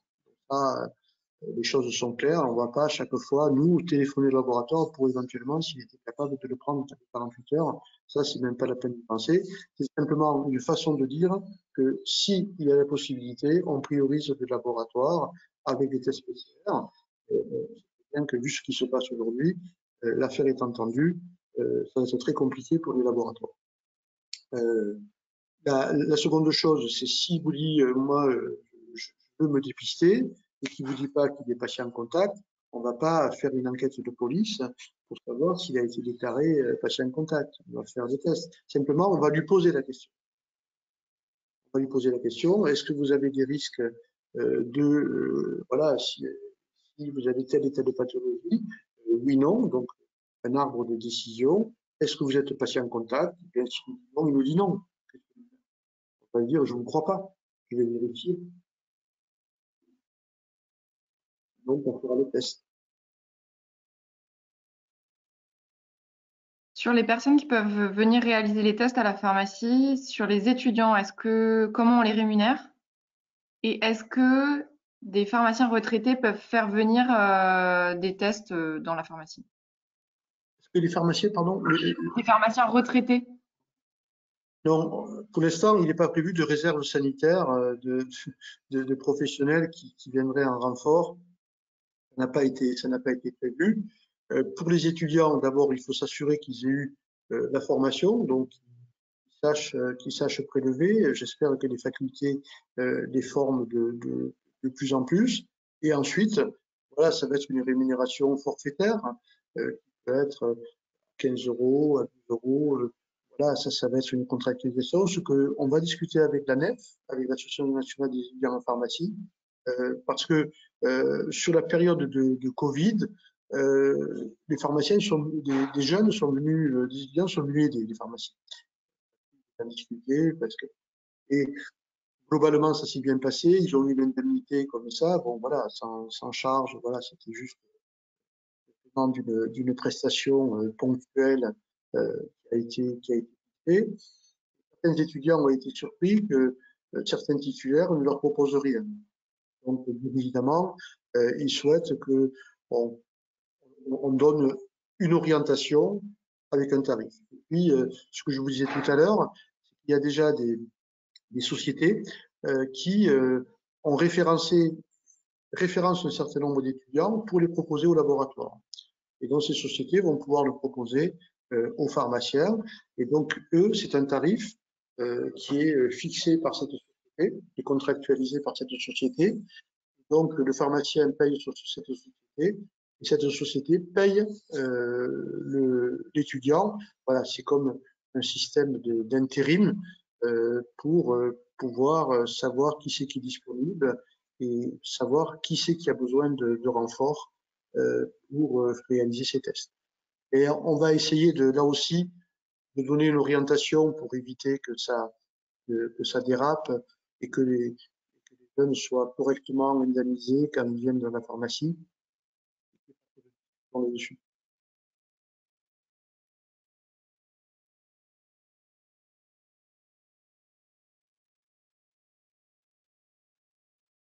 C'est l'heure, non?